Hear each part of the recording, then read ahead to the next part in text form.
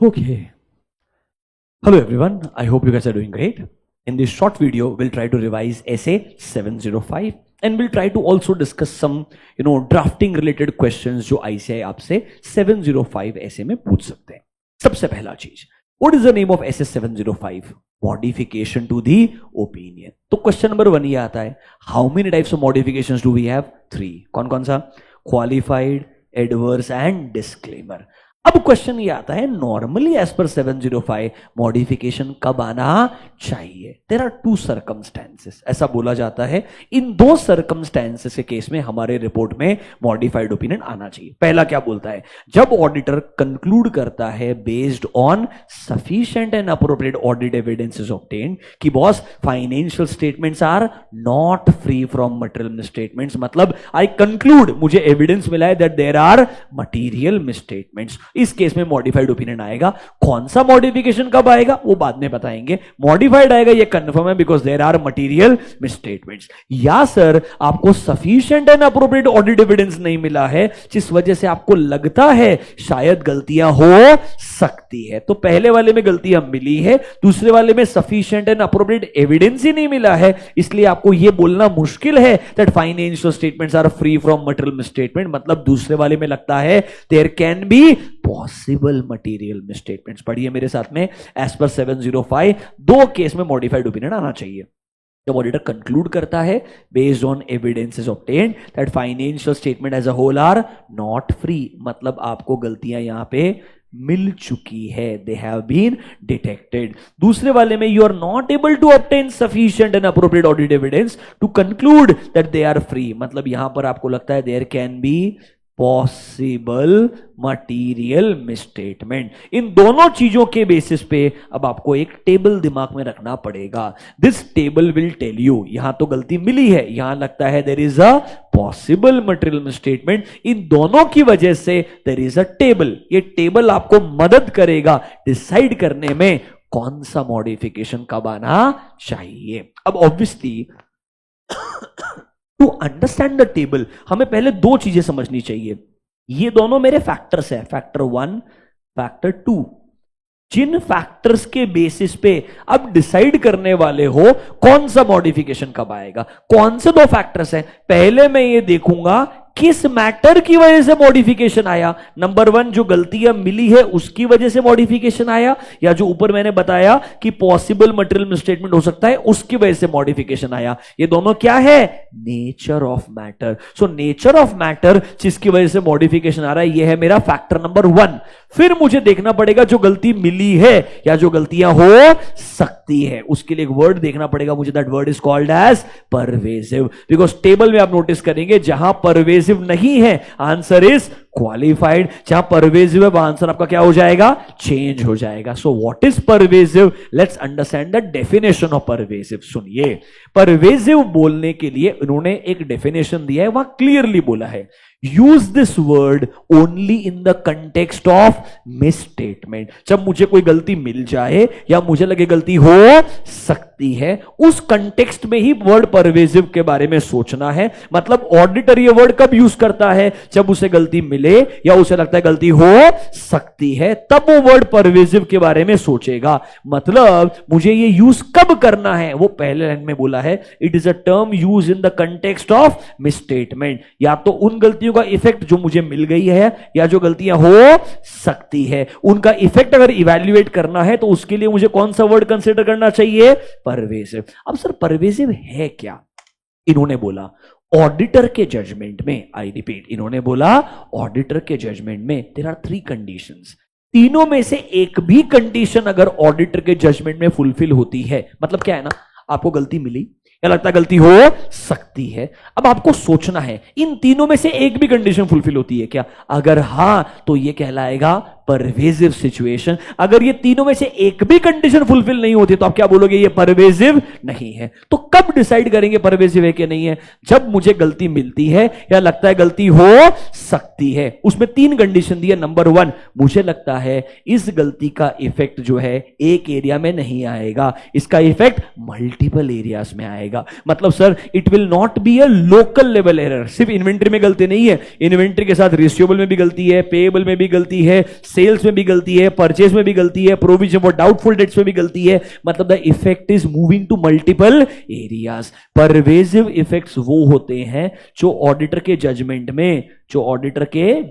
में are not confined. Confined मतलब not restricted to a specific element और account balance और आइटम। मतलब फाइनेंशियल स्टेटमेंट का कोई आइटम बोल दो, एलिमेंट बोल दो, अकाउंट बैलेंस बोल दो। Inventory is one example. सिर्फ इन्वेंट्री पे इंपैक्ट आता तो मैं बोलता भली परवेसिव शायद नहीं होगा, बट इंपैक्ट यहां सिर्फ इन्वेंट्री पे नहीं आ रहा है, मल्टीपल एरियाज पे आ रहा है, तो नॉर्मली ये क्या कहलाएगा? परवेसिव कहलाएगा। दूसरे केस में बोलता है हो सकता है इफेक्ट सिर्फ इन्वेंट्री पे आ रहा है, इफेक्ट सिर्फ किस पे आ रहा है? इन्वेंट्री पे, तब भी ये परवेसिव हो सकता है। पर यहां पे एक कंडीशन है, क्या बोलता है? If it is confined to one area, क्या वो वन एरिया रिप्रेजेंट करता है a substantial portion of financial statement. अगर मैं बोलूं आपके बैलेंस शीट में inventory is 80% of your total assets और उसके अंदर प्रॉब्लम है, तो ये परवेसिव हो सकता है। इफ सो कन्फाइंड मतलब the effect is restricted but it could represent a substantial proportion of financial statement. आपको लगता है इंपैक्ट जो है एक ही एरिया पे आ रहा है, बट वो एक ही एरिया पे क्या है? सिग्निफिकेंट पार्ट है। नॉर्मली ये कब होता है? जब कंपनी ने कोई जेवी वगैरह करके कोई बहुत बड़ा इन्वेस्टमेंट किसी बिजनेस में किया होगा और वही आपके बैलेंस शीट का सबसे मेजर हिस्सा होगा, तो हो सकता है दैट वन एरिया जहां पे ये गलती आ रही है, but that one area represents a substantial proportion. आपके दिमाग में डाउट आएगा सर तो 80% होना चाहिए, 90% कितना परसेंट होना चाहिए? कोई परसेंटेज डिफाइंड नहीं होता है, ये प्योरली किस पे डिपेंडेंट? ऑडिटर के जजमेंट पे। नॉर्मली आप मुझे पूछोगे आईसीआई के क्वेश्चन में 70, 80, 90 कुछ ना कुछ आपको मिलेगा। They will be more than 70%, कुछ ना कुछ लिखेंगे, तब आपको पता चल जाएगा वो क्या है, परवेसिव है या नहीं है। एंड मेजॉरिटी ऐसे क्वेश्चन में आपको परवेसिव है या नहीं डिसाइड ही नहीं करना होता, वो डिसाइड करके बोलते हैं परवेसिव है। वो बोलते हैं अब बोल कौन सा ओपिनियन आएगा, which is according to me intermediate level. Do you get my point? Table याद किया तो भी आंसर आ जाएगा उसके बाद। तो एप्लीकेशन के लिए इफेक्ट मल्टीपल एरिया पे है या एक ही एरिया पे, बट वो एक ही एरिया रिप्रेजेंट करता है सब्सटैंशियल प्रोपोर्शन। सर या तो अमाउंट रिलेटेड गलती नहीं है, गलती किससे रिलेटेड है? डिस्क्लोजर रिलेटेड है। सर ऐसा डिस्क्लोजर नहीं दिया है which is fundamental for the users understanding of FS. मतलब सर ये ऐसा डिस्क्लोजर है कंपनी में, for example going concern assumption change हो गया है। गोइंग कंसर्न अजम्पशन क्या हो गया है? चेंज। कि गोइंग कंसर्न बेसिस पे अकाउंटिंग करना ही नहीं चाहिए, आपने नया अजम्पशन रिपोर्ट नहीं किया, डिस्क्लोज नहीं किया, सिग्निफिकेंट डिस्क्लोजर मिसिंग है। Significant accounting policies, revenue recognition वगैरह आपने डिस्क्लोज नहीं किया है। ऐसा डिस्क्लोजर नहीं देना बाय डिफॉल्ट क्या माना जाएगा? परवेसिव माना जाएगा। ऐसा डिस्क्लोजर गलत देना क्या माना जाएगा? परवेसिव। मतलब सिंपल है सर, परवेसिव कब यूज करना है? जब गलती मिल जाए या लगता गलती हो सकती है। 3 कंडीशन है, एक भी कंडीशन फुलफिल हो जाए तो ऑडिटर को लगेगा गलती क्या होगी? परवेसिव होगी। या तो इसका इंपैक्ट क्या है? मल्टीपल एरियाज पे, या एक ही एरिया पे, बट वो एक ही एरिया क्या है? Substantial part of financial statement है। एंड तीसरा चीज किससे रिलेटेड है? डिस्क्लोजर से related. Are you comfortable with these 3 points? It is the meaning of the word pervasive. अब क्या करना है? कुछ नहीं, ऊपर टेबल में आना है। सर सिंपल चीज है, अगर मुझे गलती मिलती है जो मुझे लगता है मटीरियल है बट क्या नहीं है? परवेसिव नहीं है, कौन सा ओपिनियन आएगा? क्वालिफाइड। अब यहीं पे क्वेश्चन आता है आपका ओपिनियन का लैंग्वेज कैसे बदला गया, आपका ओपिनियन का लैंग्वेज में चेंजेस क्या क्या आएगा।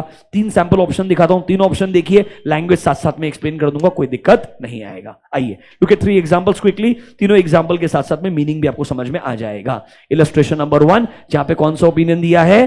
क्वालिफाइड ओपिनियन दिया है। क्या दिया है? Qualified. Drafting is the most common area जहां पे आईसीआई आपसे क्वेश्चन पूछते हैं, तो आपको केयरफुल रहना चाहिए। ओपिनियन रीडिंग में सबसे पहले क्या होगा? नाम चेंज हो जाएगा। It will not be called as opinion, it will be called as qualified opinion. मान के चलिए जनरली बेस्ट ओपिनियन क्लाइंट के हिसाब से क्लीन होता है, सेकंड बेस्ट क्वालिफाइड होता है, सेकंड बेस्ट क्या होता है? थर्ड बेस्ट कोई कॉन्सेप्ट नहीं होता है। मेरे हिसाब से एडवर्स बोलो डिस्क्लेमर बोलो दोनों ही बुरे हैं, उसके बाद नॉर्मली यूजर्स को जो है आपके कंपनी के ऊपर डाउट आना शुरू हो जाएगा। दो ही बेस्ट और सेकंड बेस्ट बोले जा सकते हैं, क्लीन और क्वालिफाइड। क्लीन में हम क्या बोलते हैं? हमारे हिसाब से financial statement gives a true and fair review. पर आपको मालूम है ट्रू एंड फेयर तब बोलते हैं जब फ्रेमवर्क कौन सा है? Fair presentation. अगर कंप्लायंस फ्रेमवर्क होता तो क्या बोलते हैं? Financial statements are prepared. ये 2 वर्ड्स है जो 700 में पढ़ाए गए, आपको आते हैं, ये मैं अज्यूम कर रहा हूं। तो क्वालिफाइड में मुझे क्या बोलना है? सब कुछ सेम रहेगा, यहां लिखना है in our our opinion to the best of our information and explanation given to us. Can you see a word except? मतलब सब कुछ true and fair है except for the effects of matter, जो कहां डिस्क्राइब्ड है, basis for qualified opinion section. मतलब जो modification वो कहां दिया होगा, इस हेडिंग में दिया होगा। इस एक गलती को छोड़ करके या दो गलती को छोड़ के जो याद दी होगी, सब कुछ क्या है, ट्रू एंड फेयर है। इसके अलावा financial statement gives a true and fair. मतलब क्वालिफाइड में क्या चेंज होगा, ओपिनियन हेडिंग क्या बन जाएगी, क्वालिफाइड। ये लैंग्वेज में क्या बदलाव आएगा, in our opinion to the best of our information and explanation given to us, the new line will be except for the effects आ सकता है या possible effects. Possible effect sir क्यों ऐसा, एक एग्जांपल नंबर और देखिए, look at illustration number 3। In illustration number 3 फिर से क्वालिफाइड ओपिनियन रहेगा। इस बार लैंग्वेज देखिए क्या बोलता है, except for the possible effects. दो सिचुएशन हो सकता है, गलती मिली है, मटीरियल है, परवेजिव नहीं है, तो मैं बोलूंगा इसका इफेक्ट मुझे लगता है क्या है, मटीरियल है, बट क्या नहीं है, परवेजिव नहीं है। सर मुझे गलती मिली नहीं है, I am not able to obtain sufficient and appropriate audit evidences, मुझे लगता है गलती हो सकती है, तब वर्ड क्या आएगा, पॉसिबल इफेक्ट। मतलब क्वालिफाइड दो केस में आता है, गलती मिली, मटेरियल है, परवेसिव नहीं है। गलती नहीं मिली, क्यों नहीं मिली, क्या नहीं मिला है, sufficient and appropriate audit evidence नहीं मिला है, पर आपको लगता है इसका इफेक्ट जो है वो अभी भी मटेरियल है, बट क्या नहीं है, परवेसिव नहीं है। सेम लैंग्वेज है, बस वर्ड क्या आ जाएगा, इफेक्ट के आगे वर्ड क्या ऐड हो जाएगा, possible effect of the matter, जो कहां डिस्क्राइब होगा, basis for qualified opinion section. क्या ना इसे क्वालिफाइड में लैंग्वेज समझ में आया, लैंग्वेज आता है except for effects slash possible effects. Is this clear to you? Drafting करने में कोई दिक्कत नहीं आएगा। एक और चेंज आएगा, ये जो आपका basis for qualified opinion heading है, पहले क्या कहलाता था, बेसिस फॉर ओपिनियन, अब वो क्या बन जाएगा, बेसिस फॉर क्वालिफाइड। ये जो आपका जनरल कंटेंट है, जो नॉर्मल ओपिनियन में आता है, वो तो आएगा ही आएगा। This will be a reason for qualification, this will be a reason for qualification. क्या गलती मिली है वो आपको रीजन देना पड़ेगा। क्या आपको थोड़ा क्वालिफाइड ओपिनियन समझ में आया है क्या? अब एक काम कीजिए, एग्जाम में क्या क्वेश्चन पूछ सकता है उसके बारे में सोचिए शांति से, फटाफट जरा। Come to your books, in your books come to page number 7.12, read the meaning of qualified opinion. या तो क्वेश्चन में क्वालिफाइड आएगा, ढूंढना होगा, फिर क्वालिफाइड का डेफिनेशन लिखना होगा। फटाफट से पढ़ो, क्वालिफाइड कब आएगा, जब ऑडिटर को sufficient and appropriate audit evidence मिलने के बाद लगता है कि जो गलतियां हैं वो मटेरियल है बट क्या नहीं है, परवेसिव नहीं है। या सर उन्हें sufficient and appropriate audit evidence ही नहीं मिले, इसलिए उसे क्या लगता है, there can be possible effects which can be material but not pervasive. अब ये तो मीनिंग हो गया। ड्राफ्टिंग में क्या इंपैक्ट आएगा, आगे आइए, come to your page number, in your books on to page number 7.14, special consideration. जब आपने कौन सा ओपिनियन दिया होगा, क्वालिफाइड ओपिनियन। सर वहां पर हमें लिखना पड़ता है इन दी ऑडिटर्स ओपिनियन, लाइन क्या आता है, एक्सेप्ट फॉर द इफेक्ट्स, और वर्ड क्या आ सकता है, इफेक्ट्स और possible effects of the matter, जो कहां डिस्क्राइब्ड है, basis for qualified opinion section. क्या बताना पड़ेगा, फेयर प्रेजेंटेशन फ्रेमवर्क होता तो क्या बोलते हैं, सब कुछ ट्रू एंड फेयर है। कंप्लायंस फ्रेमवर्क में क्या बोलते हैं, फाइनेंशियल स्टेटमेंट्स आर प्रिपेयर्ड। क्या ना इसे, ये दोनों तो 700 के हिसाब से आया है। जो नया लाइन है वो कौन सा है, सिर्फ यही है कि एक्सेप्ट फॉर द इफेक्ट्स, या वर्ड आता है except for the possible effects. अब वो एग्जाम में ना क्वालिफाइड आने से क्या बदल जाएगा, ये पूरा कहानी लिखने के लिए आपको बोल सकता है, this can be a question, what special consideration you will keep in mind. ये इंस्ट्रक्शन हो गया। और एग्जाम में दूसरा क्वेश्चन पूछना है तो क्या बोलेगा, ड्राफ्टिंग करने के लिए। क्या करने के लिए बोलेगा, drafting. Let me show you a situation quickly, immediately एक सिचुएशन देख लीजिए, ड्राफ्टिंग वाला पार्ट भी आपको समझ में आ जाएगा। जितना चीजों को साथ साथ में पढ़ते रहेंगे बेहतर होगा। क्वेश्चन नंबर 13 डायरेक्ट क्वेश्चन है कि अगर आपको क्वालिफाइड एडवर्स डिस्क्लेमर देना है, क्या क्या स्पेशल कंसिडरेशन दिमाग में रखना है। ये सेम कॉपी पेस्ट है जो आपने अभी जस्ट डिस्कस किया। ये क्वेश्चन आने का चांस बहुत कम है। क्वेश्चन नॉर्मली आपको जो देखने को मिलेगा वो इस तरीके का देखने को मिलेगा, जहां पर आपको एक सिचुएशन दिया जाएगा, दिमाग लगाना पड़ेगा और आंसर देना पड़ेगा। XYZ is a company engage in manufacturing of cranes. You are the statutory auditor. Company has taken a long-term funding for fixed capital requirement, short-term funding for working capital. Sudhir को पता चला कंपनी के financing arrangement is about to expire हुए नहीं, होने वाले हैं, and शायद कंपनी इसके लिए क्या नहीं कर पा रहा, रीनेगोशिएट भी नहीं कर पा रहा और नया फाइनेंसिंग ढूंढ भी नहीं पा रहा एज ऑफ नाउ। शायद इसकी वजह से उनके एसेट्स एंड लायबिलिटीज को लेकर के फ्यूचर में प्रॉब्लम आ सकता है। नोट्स टू अकाउंट्स में इसका डिस्कशन किया है, मैग्नीट्यूड ऑफ फाइनेंसिंग अरेंजमेंट, कितना अमाउंट इन्वॉल्व है, ये एक्सपायर हो रहा है, ये भी डिस्कस किया है। टोटल फाइनेंसिंग अरेंजमेंट बताया है, बट क्या नहीं बताया है, financial statements do not include the discussion on impact of और द अवेलेबिलिटी ऑफ रीफाइनेंसिंग। जो रीफाइनेंसिंग नहीं मिलेगा उसका इंपैक्ट कितना आएगा, वो चीज मिसिंग है, बाकी सारा डिस्क्लोजर दिया है। बेसिकली वो आपको ट्रिक कर रहा है कि पूरा डिस्क्लोजर नहीं दिया, ऐसा नहीं है, मेजर डिस्क्लोजर दिया है, सिर्फ जो रीफाइनेंसिंग नहीं मिलेगा उसका इंपैक्ट कितना आ सकता है। इस चीज को देखो क्या बोला है, financial statement and notes do not fully disclose. Disclosure है बट क्या नहीं है, कंप्लीट डिस्क्लोजर नहीं है। आप प्लीज दिमाग मत लगाना इसके अंदर गोइंग कंसर्न प्रॉब्लम, जब तक वो ना बोले ना गोइंग कंसर्न प्रॉब्लम नहीं है तब तक आपको ऐसा दिमाग नहीं लगाना है। इस केस में आपको मानना है डिस्क्लोजर दिया है बट क्या नहीं दिया है, कंप्लीट डिस्क्लोजर नहीं दिया है। कंप्लीट डिस्क्लोजर नहीं देने की वजह से एक गलती हमें नजर आती है जो यूजर के अंडरस्टैंडिंग को थोड़ा इंपैक्ट कर सकती है। तो देखो इन्होंने क्या बोला है, आएगा क्वालिफाइड ओपिनियन। अब आपका क्वेश्चन क्या पूछा है, what kind of opinion will you give, और इसका एक्सट्रैक्ट क्या आएगा, आपको ड्राफ्टिंग आना चाहिए। क्वालिफाइड हेडिंग आएगा, normal in our opinion, main line, accept for the incomplete disclosure of information, जो कहां दिया हुआ है, basis for qualified opinion section, everything else gives a true and fair view. फिर आएगा बेसिस फॉर क्वालिफाइड ओपिनियन, वहां बताना पड़ेगा क्या, कंपनी का arrangements are about to expire, company शायद ये रीनेगोशिएट नहीं कर पाएगा, ये इंडिकेट करता है कि एक अनसर्टेनिटी है, ये चीज ढंग से एडिक्वेटली डिस्क्लोज नहीं है। अगर बिल्कुल डिस्क्लोज नहीं होता, प्रॉब्लम कंफर्म होता, एक्सपायर हो चुका होता अरेंजमेंट, मतलब कंफर्म है कि गोइंग कंसर्न प्रॉब्लम आने ही वाला है, तो शायद क्या इंपैक्ट आता, एडवर्स आता। अगर वो एक्सट्रीम केस मेंशन करे तो आप एडवर्स पे जाते, वरना आप क्वालिफाइड देकर के एग्जिट कर सकते हैं। ये आईसीआई के आंसर से, please understand this. In real life सिर्फ एक ही सिचुएशन नहीं होगी, there are going to be an number of factors. ये नहीं हुआ था ना, और कोई ना कोई दूसरा इंपैक्ट भी आ जाएगा। फॉर एग्जाम्पल, आपका जो सप्लायर्स है वो कैश पे गुड्स बेचना बंद कर देगा, आपको सॉरी क्रेडिट पे गुड्स बेचना बंद कर देगा, और वो बोलेगा कैश बेसिस पे बेचेंगे अपन। ये धीरे धीरे फिर क्या बन जाएंगे, गोइंग कंसर्न के सीरियस प्रॉब्लम्स बन जाएंगे, जो यहां पे क्वेश्चन में क्या है, मिसिंग है। But do you understand the meaning of qualified? Yes. Can we go to adverse now? बहुत ही सिंपल है। एडवर्स कब आता है सर? एडवर्स का डेफिनेशन बोलता है, एडवर्स तब आएगा जब आप कंक्लूड करते हो कि बॉस आपको ऑडिट एविडेंसेस मिले हैं, when you conclude on the basis of audit evidences obtained, कि जो गलतियां हैं वो मटेरियल भी है एंड क्या है, परवेसिव भी है। तो एडवर्स में आपको क्या बोलना है, आपको बोलना है in our opinion to the best of our information and explanation given to us because of the significance of the matter, जो कहां दिया है, basis for adverse, the financial statements do not give a true and fair view. इधर except word नहीं आएगा, यहां क्या आएगा, do not give a true and fair view. Come to illustration number 2। Illustration number 2 में आपको क्या मिलेगा, एडवर्स। देखो क्या बोला है, in our opinion to the best of our information and explanation given to us because of the significance of the matter, जो basis में डिस्कस किया है, इंपॉर्टेंट है, financial statements do not give a true and fair view. ये line important है जो मैंने highlight किया है, उसके अलावा बाकी सब कुछ क्या रहेगा, सेम रहेगा। रीजन कहां पर आएगा, बेसिस फॉर एडवर्स में ही आएगा। Is this clear to you? ये ड्राफ्टिंग वाला पार्ट आपको आना चाहिए। एग्जाम में ऐसा ही सेम सिचुएशन, वो देखो अगले क्वेश्चन में बना के दे रहे हैं, आयरन एंड स्टील बार्स। यहां पे सेम सिचुएशन बोलेगा, बट देखो क्या बोलता है, सीए प्रकाश को लगता है कंपनी का फाइनेंसिंग अरेंजमेंट एक्सपायर हो चुका है, अबाउट टू एक्सपायर नहीं, एक्सपायर हो चुका है। अब अमाउंट पेएबल है 31 मार्च को ही, कंपनी रीनेगोशिएट नहीं कर पा रहा है, ना नया पैसा मिल रहा है, and now company is filing for, clear situation है कि अब मटेरियल अनसर्टेनिटी है कि कंपनी में गोइंग कंसर्न प्रॉब्लम आने वाला है।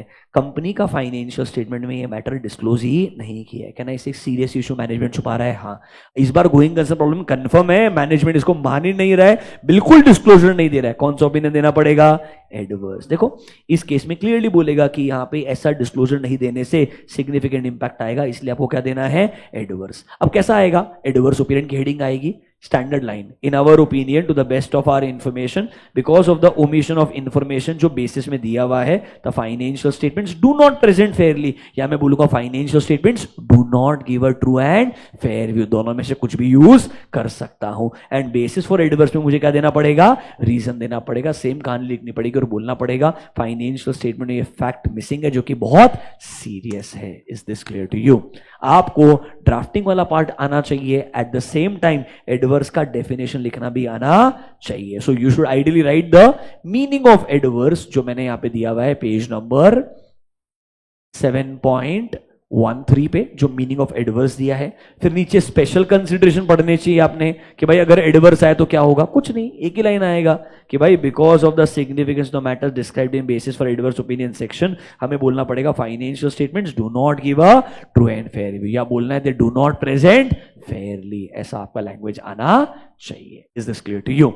पहला चीज क्या था? क्वालिफाइड। दूसरा क्या है? एडवर्स। अब बचता है एक्सट्रीम केस। कौन सा केस? डिस्क्लेमर। डिस्क्लेमर के लिए 2 पॉइंट्स दिए हुए हैं। आइए in your books page number 7.13। Point number 1 तो इजी है, आपको sufficient and appropriate audit evidence ही नहीं मिला और आपको लगता है जो गलतियां हो सकती है, they can be material as well as pervasive, तो आप कहां चले जाओगे? डिस्क्लेमर में। You are not able to obtain sufficient and appropriate audit evidences and you believe जो गलती है वो मटीरियल भी हो सकती है एंड परवेसिव भी हो सकती है। नंबर 1 में कोई दिक्कत नहीं आएगा। नंबर 2 के लिए मैंने आपको क्लास में DHFL वाला केस भी दिखाया था, सुनिएगा, सिंपल सा सिचुएशन है। नंबर 2 क्या बोलता है एक बार ट्राई करता हूं। 1 is not a problem, 2 can be a problem. ये एक रेयर सर्कमस्टेंसेस है जब लेट्स से मैं DHFL का ऑडिट कर रहा हूं, मुझे इंडिविजुअली हर एरिया में क्या मिल रहा है? Sufficient and appropriate audit evidences मिल रहे हैं। बट बिजनेस में इतना एक्सट्रीम अमाउंट ऑफ अनसर्टेनिटी है, उनका एक दूसरे से जो रिलेशनशिप है उसकी वजह से क्या पॉसिबल इफेक्ट आएगा ये प्रिडिक्ट करना मुश्किल है। इस वजह से ऑडिटर क्या बोल रहा है? Not with standing I have obtained sufficient and appropriate audit evidences for individual uncertainty, but in सब सारी अनसर्टेनिटीज का क्यूमुलेटिव इफेक्ट क्या आएगा ये प्रिडिक्ट करना मुश्किल है। इसलिए ऑडिटर क्या नहीं दे रहा है? ओपिनियन नहीं दे रहा है, बट उसको बेसिस फॉर डिस्क्लेमर में सारे रीजन देने पड़ेंगे, अलग अलग एरिया में क्या क्या अनसर्टेनिटीज है और क्या क्या पॉसिबल इंपैक्ट आ सकता है। तो ये वो रेयर केस है जहां पे बहुत सारी अनसर्टेनिटीज इन्वॉल्व है, इवन दो मुझे sufficient and appropriate audit evidence मिला है for each individual uncertainty, but problem ये उनका पोटेंशियल इंटरैक्शन की वजह से क्या पॉसिबल क्यूमुलेटिव इफेक्ट आएगा ये मेरे लिए जानना मुश्किल है। इसीलिए ऑडिटर के लिए it is not possible to form an opinion, इसलिए वो क्या दे रहा है? डिस्क्लेमर। अब सुनिए, जब डिस्क्लेमर लिखें तो पॉइंट नंबर 1 एंड 2 आपने दोनों लिखने चाहिए। मीनिंग में सिर्फ पॉइंट नंबर 1 नहीं आएगा, 2 भी आपने लिखना चाहिए for the purpose of theoretical question. But normally disclaimer पे क्वेश्चन आता है ड्राफ्टिंग को लेकर के। 2 मिनट स्पेंड कीजिएगा, फटाफट आपको समझ में आएगा। Come to illustration number 4। सबसे पहले जब डिस्क्लेमर आएगा पहला चेंज क्या आएगा? Heading will become disclaimer of opinion. Normally हम क्या बोलते हैं? वी हैव ऑडिटेड, यहां पर आएगा we were engage to audit, क्योंकि यहां पर आप ओपिनियन देने ही नहीं वाले हो, ऑडिट कंप्लीट ही नहीं हुआ ये माना जाएगा, इसीलिए लाइन बदल जाएगा we were engage to audit. And देखो ऐसा लिखना पड़ेगा, we do not express an opinion on finance. In our opinion नहीं आएगा directly, we do not express our opinion. क्यों sir? Because of the significance of the matter, जो कहां described है? बेसिस फॉर डिस्क्लेमर में। एंड आपको देखो बताना पड़ेगा we were not able to obtain sufficient and appropriate audit evidences. तो पहले जब पढ़ो डिस्क्लेमर, मीनिंग पढ़ लेना, उसके बाद में ड्राफ्ट रिपोर्ट पे आ जाना। हेडिंग देखना, डिस्क्लेमर आएगा, we were engage to audit आएगा, यहां पर we do not express an opinion, इस चीज को स्टार मार्क कर लीजिएगा, ये ड्राफ्टिंग आपको आना चाहिए। This is your change number 1। We were engage to audit change number 2। Opinion में we do not express our opinion, that is change number 3। अब अगला चेंज, ये जो बेसिस हेडिंग है इसमें सिर्फ क्या आएगा? रीजन आएगा। जो आपका जनरल 4 पॉइंट्स आया करते हैं नॉर्मली वो यहां पे नहीं आएंगे, यहां पे सिर्फ क्या आएगा? रीजन आएगा। आप नोटिस करोगे जो आपके एडवर्स वगैरह थे वहां बेसिस के अलावा नीचे जनरल कंटेंट आ रहा था, यहां पे सिर्फ क्या आएगा? रीजन, क्योंकि वो जो जनरल कंटेंट है वो कहां चले जाएगा? ऑडिटर्स रेस्पॉन्सिबिलिटी हेडिंग में। इसको स्टार मार्क कर लीजिए, वो आपसे 2 क्वेश्चन पूछ सकते हैं।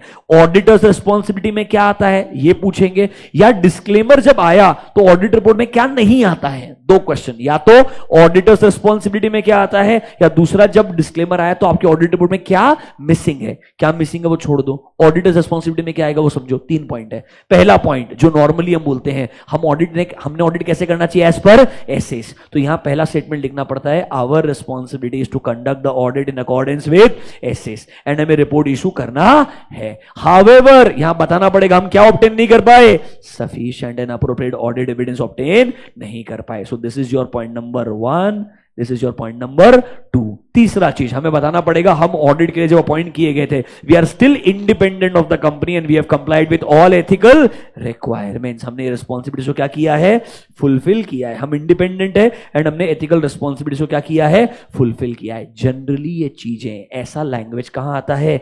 बेसिस फॉर ओपिनियन हेडिंग में आता है जब आप पढ़ेंगे। अगर आप नोटिस करेंगे बेसिस फॉर ओपिनियन हेडिंग देखो, we conducted our audit in accordance with essays. फिर we are independent of the company and we have complied with ethical requirements. We believe that we have obtained sufficient and appropriate audit evidences. And हमारी जो auditor की responsibility होती है वो काफी detail में as per essays आती है, तो हर रिपोर्ट में आएगी, पर वो ऑडिटर रिस्पॉन्सिबिलिटी डिटेल में कहां नहीं आएगी, डिस्क्लेमर में नहीं आएगी. यहां पे रिस्पॉन्सिबिलिटी में 3 ही पॉइंट आएंगे. ये क्वेश्चन जब पूछेंगे तो आपको या तो ड्राफ्टिंग करना पड़ेगा या आपको क्वेश्चन पूछा जाएगा ऐसे. कैसे? कम टू पेज नंबर 7.16. 7.16 देखो क्या बोला है. ऑडिटर्स रिस्पॉन्सिबिलिटी में क्या आएगा जब आपने डिस्क्लेमर दिया है. एक बार 3 पॉइंट पढ़ के देखिए. हमें सिर्फ ओनली एंड ओनली 3 चीजें लिखनी है. नंबर 1, एक स्टेटमेंट, हमारा responsibility to conduct audit as per SAs and report देना है. दूसरा, कुछ मैटर्स की वजह से हमें क्या नहीं मिला है, sufficient and appropriate audit evidence नहीं मिला है. तीसरा, बोलना पड़ेगा हमारे इंडिपेंडेंस एंड एथिकल रिक्वायरमेंट्स को हमने नॉर्मली क्या किया है, कंप्लाई किया. बस इतना आएगा और कुछ भी नहीं आएगा in case of disclaimer. Is this clear to you? क्या नहीं आएगा, इस बॉक्स का नोट का पॉइंट नंबर 2 मार्क कर लीजिए. जब ऑडिटर डिस्क्लेमर देता है तो उसकी रिपोर्ट में क्या नहीं आना चाहिए. क्या नहीं आएगा? जो हमारे बेसिस हेडिंग में ना ऐसा बोलते हैं, हमारी डिटेल्ड रिस्पॉन्सिबिलिटी के लिए कहां चले जाइए, ऑडिटर्स रिस्पॉन्सिबिलिटी. यहां वो डिटेल्ड रिस्पॉन्सिबिलिटी आती ही नहीं है. तो क्या नहीं आएगा, we will not give a reference to the section of auditor's report जहां हमारी डिटेल में रिस्पॉन्सिबिलिटी है. ये आएगा ही नहीं. ये नॉर्मली कहां आता है, बेसिस फॉर ओपिनियन में इंक्लूड करते हैं, और यहां पे इंक्लूड नहीं करेंगे क्योंकि यहां पे डिटेल्ड रिस्पॉन्सिबिलिटी है ही नहीं. और डिस्क्लेमर में कभी ये सेंटेंस नहीं आ सकता है बट हमने sufficient and appropriate audit evidence obtain किया है, क्योंकि यहां तो है ही प्रीमाइस कि हमने क्या ऑब्टेन नहीं किया है, sufficient and appropriate audit evidence obtain नहीं किया है. तो आपको क्या चेंज ऑडिटर की रिस्पॉन्सिबिलिटी हेडिंग में आएगा, क्या नहीं आना चाहिए, 2 पॉइंट पता होना चाहिए. And come to page number 7.15, what special consideration. देखिए, पहले लिखोगे कि हम क्या नहीं देते, we do not express an opinion. Reason क्या दोगे, we are not able to obtain sufficient and appropriate audit evidence. And जो ओपिनियन सेक्शन है उसमें मेन लाइन क्या होती है, वी हैव ऑडिटेड. उसे अमेंड करके क्या लिखना पड़ेगा, auditor was engaged to audit. ये तीनों चीजों से आपका कौन सा हेडिंग बन जाएगा, ओपिनियन हेडिंग बन जाएगा. ओपिनियन हेडिंग की कहानी इधर है, रिस्पॉन्सिबिलिटी वाली कहानी इधर है. क्या नहीं आएगा, वो 2 पॉइंट इधर है. ये 3 चीज डिस्क्लेमर रिलेटेड आपको आनी ही चाहिए. Is this clear to you? मुझे बताओ, जब डिस्क्लेमर आएगा कि ऑडिट मैटर पैराग्राफ आएगा क्या, नहीं. इन्होंने क्लियरली बोला नॉर्मली जब हम डिस्क्लेमर देते तो क्या नहीं आना चाहिए, कैम नहीं आना चाहिए, unless it is required by law और regulation. Is this point clear to you? अब एक सिचुएशन दी है. Come to page number 7.13. Important mark कर लीजिए. I will show you a question also. क्या बोलता है, सर ऑडिट एक्सेप्ट करने के बाद में when I am doing the audit, suddenly audit के दौरान मैनेजमेंट मेरे ऑडिट के स्कोप के ऊपर रिस्ट्रिक्शन लगाता है या लिमिटेशन इंपोज करता है. For example, inventory related data नहीं दे रहा है, रिसीवेबल वगैरह चेक नहीं करने दे रहा है, मतलब I am not able to obtain what sir, sufficient and appropriate audit evidences. पहले सब अग्री किया था, अब ऑडिट जब कर रहा हूं तब मुझे ऐसा तकलीफ दिया जा रहा है. सबसे पहले आप क्या करोगे, मैनेजमेंट को रिक्वेस्ट करोगे कि बॉस ऐसे लिमिटेशन को क्या कर दें, हटा दें, और बोलेंगे ऐसा स्कोप पे रिस्ट्रिक्शन लगाना नहीं चाहिए. फिर भी वो नहीं मानता है, फिर भी रिस्ट्रिक्शन लगाता है, तो आपने कुछ एडिशनल प्रोसीजर लगा के ट्राई करना चाहिए. Can you obtain sufficient and appropriate audit evidences. सब करने के बावजूद अगर मुझे क्या नहीं मिलता है, sufficient and appropriate audit evidence नहीं मिलता है, will you communicate to TCWG? Yes. Will I consider its impact on my report? हां. देखो, अभी 2 सिचुएशन होगा. जब मुझे sufficient and appropriate audit evidence नहीं मिलता है, मुझे लगता है देयर आर पॉसिबल मिसस्टेटमेंट्स जो कि मटेरियल हो सकते हैं बट क्या नहीं होंगे, pervasive. Can I give a qualified? Yes. मुझे लग सकता है वो मटेरियल भी हो सकते हैं एंड परवेसिव भी. कहना इसे मैंने पहले तो विड्रॉ के बारे में सोचना चाहिए. अगर विड्रॉल परमिटेड नहीं है तो क्या दूंगा, डिस्क्लेमर. ढंग से पढ़िएगा. If after accepting the engagement, if after accepting the engagement I become aware कि मेरे ऊपर मैनेजमेंट ने एक लिमिटेशन लगाया है on the scope of audit, जिसकी वजह से मुझे क्वालिफाइड डिस्क्लेमर देना पड़ सकता है. Should I request the management to remove the limitation? If management refuses, क्या मैंने कम्युनिकेट करना चाहिए to TCWG? Yes. Should I try to perform alternative procedure? Yes. अगर मैं ऑल्टरनेटिव प्रोसीजर के बावजूद भी क्या ऑब्टेन नहीं कर पा रहा हूं, sufficient and appropriate audit evidence. तो नंबर 1 अगर कंक्लूड करता हूं पॉसिबल इफेक्ट जो है मटेरियल है बट क्या नहीं है, pervasive. Can I qualify? Yes. I conclude possible effect could be both material and pervasive. तो पहला ऑप्शन क्या है, withdraw wherever possible. If withdrawal is not practically possible, तब क्या देना पड़ेगा, डिस्क्लेमर. समझ में आया क्या? बिल्कुल स्ट्रेट फॉरवर्ड है, ऐसे सिचुएशंस आपको क्वेश्चन के फॉर्म में देखने को मिलेंगे. Let me show you a question.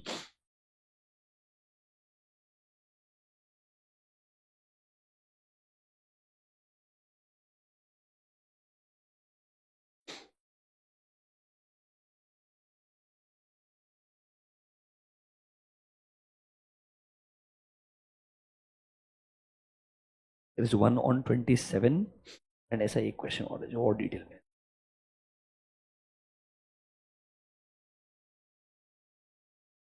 Number 30, ये पढ़ लो, सब कवर हो जाएगा. All in one is a large departmental store appointed CA Kabir as the statutory auditor. After accepting the engagement and performing the audit procedure, he noticed that management has restricted his access to inventory records. Certain supply confirmation भी नहीं दिए. These limitations are likely to prevent from obtaining sufficient and appropriate audit evidences regarding some significant balances. अब आपको डर लगे pervasive है कि नहीं, देखो आगे क्या बोलता है. कबीर ने रिक्वेस्ट किया रिमूव द रिस्ट्रिक्शन, मैनेजमेंट ने मना कर दिया, स्टेटिंग ये बहुत कॉन्फिडेंशियल सेंसिटिव है. आपने मैटर कम्युनिकेट किया किसको, टीसीडब्ल्यूसी को, बट रिस्ट्रिक्शन अभी भी है. क्या कॉन्सिक्वेंसेज आएंगे जब ऐसे लिमिटेशन लगाए जाए एंड क्या एक्शन आपने लेने चाहिए, पूरा कहानी रिपीट किया जाएगा.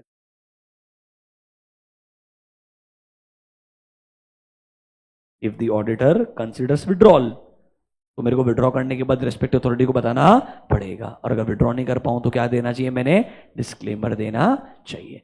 अब विड्रॉल को लेकर के ना कभी कभी रिस्ट्रिक्शन आ सकते हैं, छोटा सा पार्ट है. आइए page number in your books, page number 7.14. कभी कभी ऑडिटर जब विड्रॉ करना डिसाइड करता है ना, उसे पता करना चाहिए लॉ या रेगुलेशन विड्रॉ मुझे रिस्ट्रिक्शन तो नहीं लगा रहे हैं. जैसे कि लिस्टेड कंपनी के केस में एक सेबी का रिक्वायरमेंट है. नंबर 3 को मार्क कर लीजिएगा, point number 3, for the purpose of MCQ.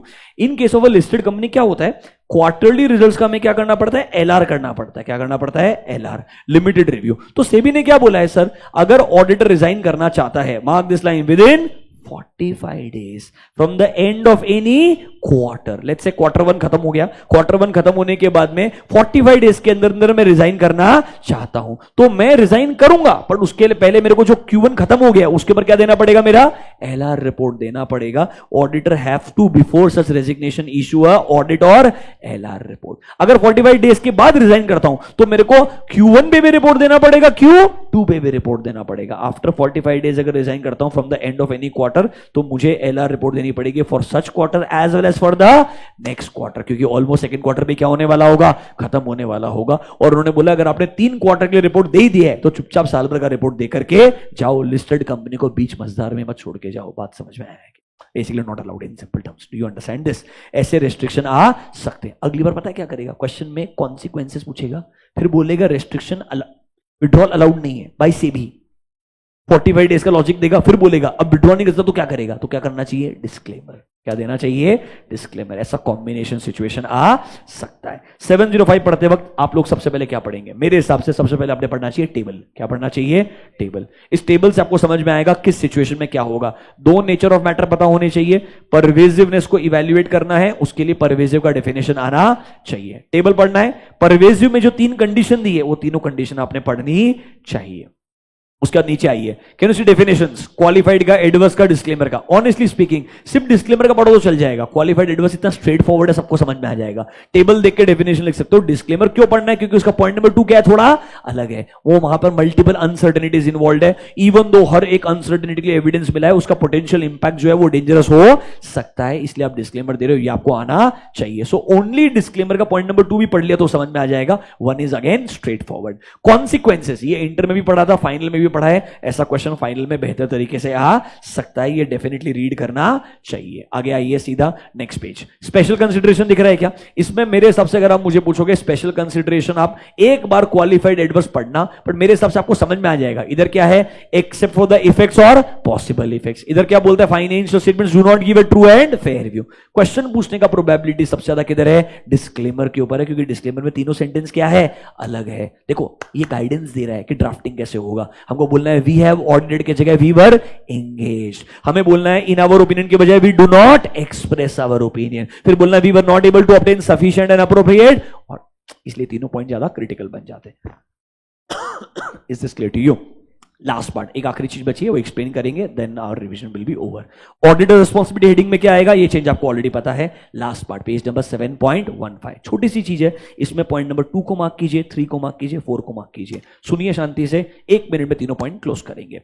Sir, जब हमें गलती मिलती है तो हम क्या करते हैं, मॉडिफिकेशन देते हैं। हेडिंग कहां पर आएगा, बेसिस फॉर मॉडिफाइड ओपिनियन, तो वो हेडिंग का नाम बदल जाएगा, basis for opinion will become either basis for qualified और बेसिस फॉर एडवर्स और बेसिस फॉर डिस्क्लेमर। अब हमें उसमें क्या देना पड़ेगा, reason for modification. What can be a reason, कोई अमाउंट में गलती है तो क्या ना, इसे कौन से एरिया में गलती है, कितना अमाउंट इन्वॉल्व है, ये मेरे को बताना पड़ेगा। इन्वेंट्री में गलती है, नॉन कंप्लायंस ऑफ एएस की वजह से इतना इंपैक्ट आएगा, या लेट्स से मैं इंपैक्ट को इवैल्यूएट नहीं कर पा रहा हूं, क्वांटिफाई नहीं कर पा रहा हूं क्योंकि मुझे एविडेंस नहीं मिला होगा, तो बोलना पड़ेगा that I am not practically able to understand potential impact कितना आ सकता है। जब कोई गलती मिले फाइनेंशियल स्टेटमेंट में कोई स्पेसिफिक अमाउंट को लेकर के, एग्जांपल इन्वेंट्री, तो डिस्क्राइब करना, क्वांटिफाई करना क्या इफेक्ट आएगा, अनलेस क्वांटिफाई करना क्या नहीं है, प्रैक्टिकली पॉसिबल नहीं है। अगर प्रैक्टिकली पॉसिबल नहीं है तो बोलना, स्टेट करना कि मैं ये क्वांटिफाई नहीं कर पा रहा हूं क्योंकि मुझे क्या नहीं मिला है, sufficient and appropriate audit evidence नहीं मिल रहा है। अगर अमाउंट रिलेटेड गलती मिली